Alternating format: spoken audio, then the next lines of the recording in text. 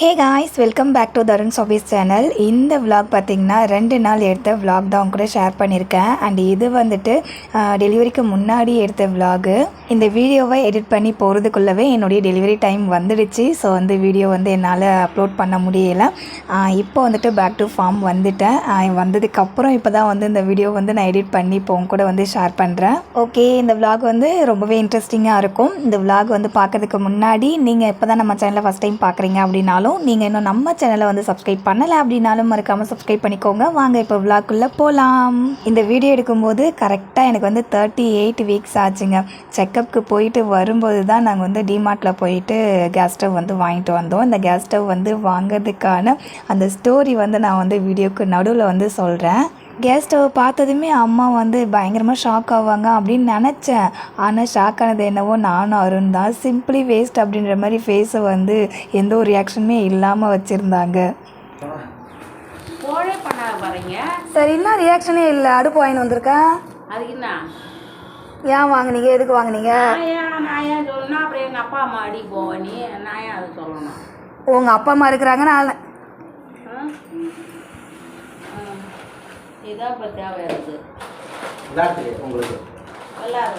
அது யாருக்கு தெரியுமா? பெரிய குழந்தைக்கு.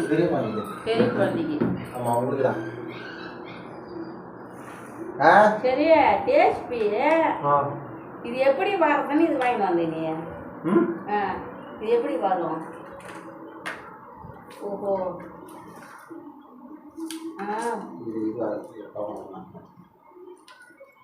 இதெல்லாம் தேவையில்ல வேலை. இதெல்லாம் காசு தானே வரும். இந்த ஃபிஷ் டேங்கை க்ளீன் பண்ணி ரொம்ப நாள் ஆனதால் இதோடைய நிலமை ரொம்ப மோசமாகிடுச்சு. எப்போவுமே நாங்கள் செக்கப்புக்கு போயிட்டு வந்தோம் அப்படின்னா அன்றைக்கி லன்ச் அண்ட் டின்னர் ரெண்டுமே ஹோட்டலில் வாங்கி சாப்பிட்ருவோம். அந்தளவுக்கு உடம்பு ரொம்ப டயர்டாக இருக்கும். ஆனால் இந்த ஃபிஷ் டேங்க் இருக்கிற நிலமையை பார்த்ததுமே டயர்டாவது ஏதாவது எல்லாமே பறந்து ஓடி போச்சு.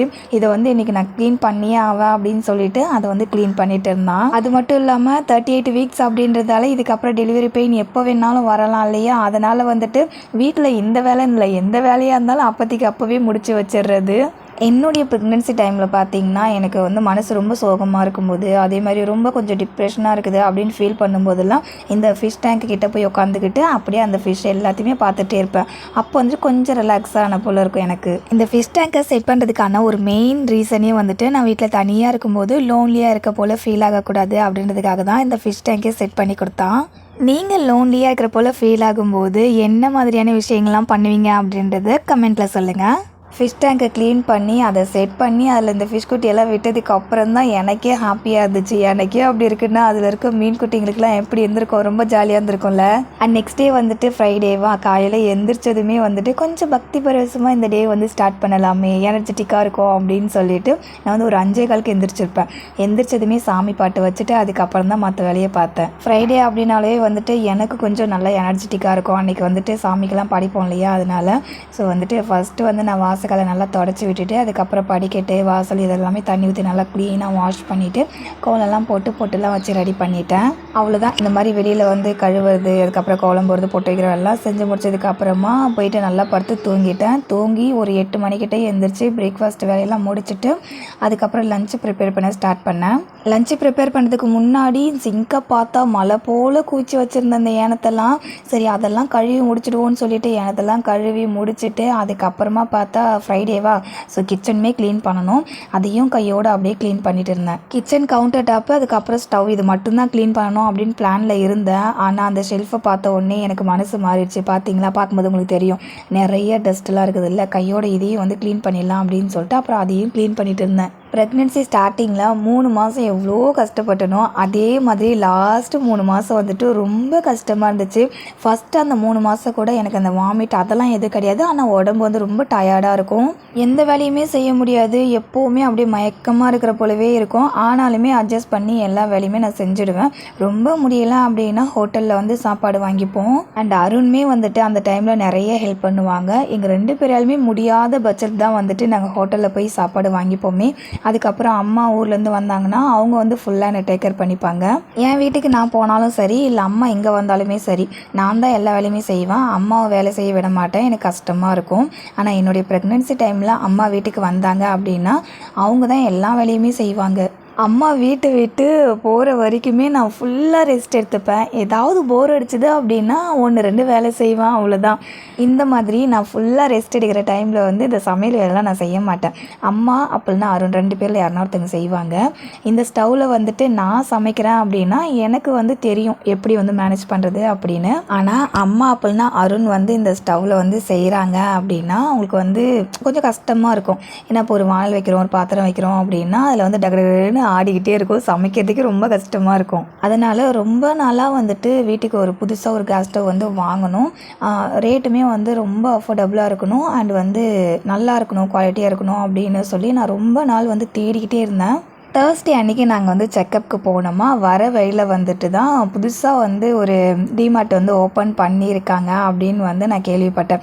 சரி வர வழி தானே, போய் சும்மா பார்த்துட்டு வருவோமே எப்படி இருக்குது அப்படின்னு தான் நான் போனேன். அங்கே போயிட்டு கேஸ் ஸ்டவ் வந்து ப்ரைஸ் செக் பண்ணலாமே அப்படின்னு சொல்லிட்டு பார்த்துட்டு இருந்தேன். ஒரு 2-3 பிராண்டு வந்து நான் பார்த்துட்டு இருந்தேன். அப்போது வந்துட்டு நான் இப்போது வாங்கியிருக்க பிராண்டு வந்து எனக்கு குவாலிட்டியாகவும் நல்லா தெரிஞ்சுது. அதே மாதிரி அஃபோர்டபுளான ப்ரைஸ்லையுமே இருந்தது.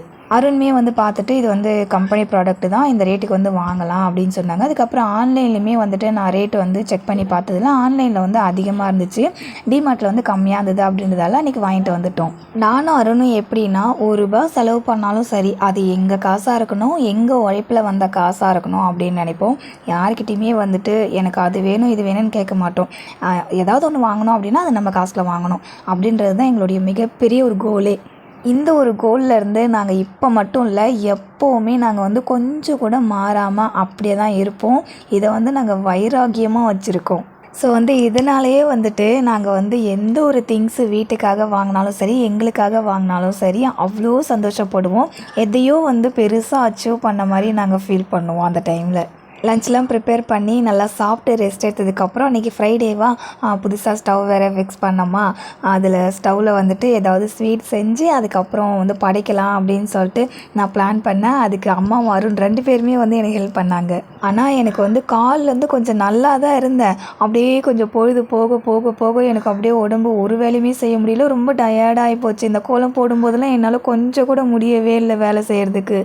கோலெல்லாம் போட்டு முடிச்சுட்டு அதுக்கப்புறமா வந்து ஸ்டவ்வை ஃபிக்ஸ் பண்ணுறதுக்கான ப்ராசஸ் வந்து போயிட்டு இருந்துச்சு. அப்படியே அந்த ஸ்டவ்வை வந்துட்டு கவுண்டர் டாப்பில் வச்சதுமே எனக்கு வந்து அப்படியே ஹே ஜாலி, இதுக்கப்புறம் நம்ம புது ஸ்டவ்வில் வந்து குக் பண்ண போகிறோம் அப்படின்னு செம்ம ஹாப்பியாகிடுச்சு. ஸ்டவ்வை ஃபிக்ஸ் பண்ணிவிட்டு அதுக்கப்புறம் வந்துட்டு எல்லாமே கரெக்டாக எரியுதா, ஏதாவது ஸ்மெல் வருதா அப்படின்னு செக் பண்ணி பார்த்துட்டு அப்படியே வந்துட்டு பழைய ஸ்டவ் இருந்துச்சு இல்லையா, அதையுமே வந்துட்டு அழகாக பேக் பண்ணி மேலே வச்சாச்சு. எப்போவுமே ஓல்டு இஸ் கோல்டு இல்லை, பழைய பொருளை வந்து தூக்கி போடாமல் அதையும் நம்ம வந்து பத்திரமா வச்சோம் அப்படின்னா என்னைக்காவது ஒரு நாள் யூஸ் ஆகும். அப்புறம் வந்துட்டு ஸ்டவ்வில் ஃபஸ்ட் டைம் நீயே வந்து சமைமா அப்படின்னு சொல்லிட்டு சொன்னேன்னா அம்மா வந்துட்டு ஜவ்வரிசி சேமியா பால் பாயசம் தான் வந்து பண்ண ஸ்டார்ட் பண்ணாங்க. ஸ்டார்ட் பண்ணது என்னமோ அம்மா தான், ஆனால் அதை முடித்தது நான். அருண் வந்துட்டு நான் பர்ஃபெக்டாக அந்த ஸ்டவ் வந்து ஒன்று ஃபிக்ஸ் பண்ணி கொடுத்தேன்ல, எனக்காக ஏதாவது பண்ணலாம்ல அப்படின்னு கேட்டானா. என்ன பண்ணணும் அப்படின்னு கேட்ட உடனே அந்த ஸ்டவ் மேலே இருக்குதுல்ல அந்த ரிங், அதை தூக்கி தலைமையில் வைக்கலாம்ல அப்படின்னு கேட்டானா. சரி பயமுள்ள வாயை திறந்து கேட்டான், செஞ்சிருவோம் அப்படின்னு சொல்லிட்டு நானும் தூக்கி தலைமையில் வச்சுட்டேன். அதுக்கப்புறம் மீன் தொட்டிக்குள்ளே போயிட்டு கொஞ்சம் கையை வச்சு விளையாடுவோம் அப்படின்னு சொல்லிட்டு நான் விரல வந்து உள்ளே வச்சுட்டு இருந்தேன்னா எல்லா மீனும் வந்து அழகாக வந்து கடிச்சிது. இதுக்கு முன்னாடி இருந்த மீன்லாம் வந்துட்டு இந்த மாதிரி கடிக்கவே கடிக்காது. ஆனால் இப்போ புதுசாக வந்து ஒரு 4-5 மீன் கிட்ட புதுசாக வாங்கிட்டு வந்து விட்டுருக்கோமா, அது எல்லாமே வந்துட்டு கையை வந்து கடிக்க ஆரம்பித்ததும் பழைய மீனுமே வந்துட்டு அப்படியே கையெல்லாம் வந்து கடிக்க ஆரம்பிச்சிருச்சிங்க. பாயசம் வைக்க போகிறேன்னு சொல்லிட்டு ஸ்டார்ட் பண்ணிவிட்டு போய் உக்காந்துக்கிட்டாங்க, எப்படி செய்கிறதுன்னு தெரியல அப்படின்னு. அடி பாவி அப்படின்னு சொல்லிவிட்டு அதுக்கப்புறம் நான் தான் அந்த பாயசத்தை வந்து செஞ்சுட்டு இருந்தேன். இதில் அருண் வேறு நடுவில் வந்து டிஸ்டர்ப் பண்ணிகிட்டே இருந்தான். இதை பண்ணு அதை பண்ணு, இப்படி பண்ணாத அப்படி பண்ணாத அப்படின்னு. ஒரு ரெசிபி செய்கிறோம் அப்படின்னா என் இஷ்டத்துக்கு விட்டால் மட்டும்தான் அந்த ரெசிபியாக வரும். என் இஷ்டத்துக்கு செய்யாமல் குறுக்க யாருன்னா வந்து நீ அப்படி செய் இப்படி செய், இதை கம்மியாக போடு அதை அதிகமாக போடு அப்படின்னு சொன்னாங்கன்னா அந்த ரெசிபி அவ்வளோதான், ஃபுல்லாக சொதப்பிடும். நான் வந்து இந்த ஸ்வீட் டேஸ்ட்டை என்ஹான்ஸ் பண்ணுறதுக்காக உப்பு கொஞ்சமாக போட்டேன். ரொம்ப நிறைய போட்டுறத கம்மியாக போடு அப்படின்னு சொன்னாங்க. அவங்க சொல்கிறது கரெக்டு தான். நான் வந்து கொஞ்சம் தாராள கை, எதை போட்டாலும் அள்ளி அள்ளி போட்டுருவேன். இந்த உப்பு விஷயத்தில் சொல்லவே வேணாம், நிறைய போட்டுருவேன்.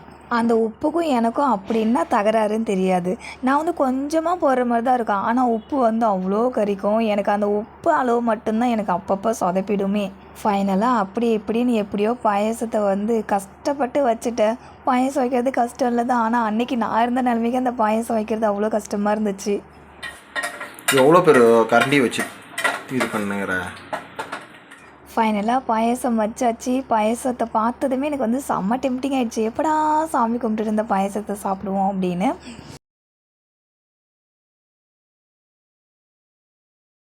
பாயாசத்தை பார்த்ததுமே எனக்கு பயங்கர டெம்ப்ட் ஆகிடுச்சு. அதுக்கப்புறம் பாயாசம்லாம் செஞ்சு முடிச்சுட்டு சாமிக்கு படைச்சிட்டு அதுக்கப்புறமா வந்துட்டு பாயாசத்தை வந்து சாப்பிட்டாச்சு. நல்லா இருந்துச்சு. ஆனால் உப்பு வந்து இன்னும் கொஞ்சம் போட்டிருந்தா ஸ்வீட் டேஸ்ட்டை வந்து எடுத்து கொடுத்துருக்கோம். சாமிக்கு பூஜை பண்ணுற விஷயமாகட்டும் இல்லை மற்ற விஷயமாகட்டும் எதுவாக இருந்தாலும் எனக்கு எவ்வளோ தெரிஞ்சிருக்கோ அதை வச்சு மட்டுமே நான் செஞ்சுப்பேன். அதை விட்டுட்டு நமக்கு தெரியலையே யார்கிட்டையாவது கேட்டு செய்யலாம் அப்படின்னு நான் செய்யவே மாட்டேன். ஏன்னா அடுத்தவங்ககிட்ட கேட்டு நம்ம ஒரு விஷயம் செஞ்சோம் அப்படின்னா அதில் நிறைய கன்ஃபியூஷன் வரும். அதுக்கு நமக்கு தெரிஞ்சதே செஞ்சுட்டு போயிடலாம். அதில் எந்த ஒரு கன்ஃபியூஷனுமே இருக்காதுல்ல. ஓகே காய்ஸ், விலாகுடைய எண்டுக்கு வந்தாச்சு. இந்த விலாக் உங்களுக்கு பிடிச்சிருந்தா அப்படின்னா மறக்காமல் இந்த வீடியோக்கு ஒரு லைக் பண்ணுறேங்க. அண்ட் இந்த மாதிரி இன்னும் இன்ட்ரெஸ்டிங்கான விலாக்லாம் பார்க்குறதுக்கு தருண் சாபிஸ் சேனலை சப்ஸ்கிரைப் பண்ணிக்கோங்க. இதே மாதிரி ஒரு இன்ட்ரெஸ்டிங்கான இன்னொரு விலாகில் மீட் பண்ணலாம். அது வரைக்கும் பாய் பாய்.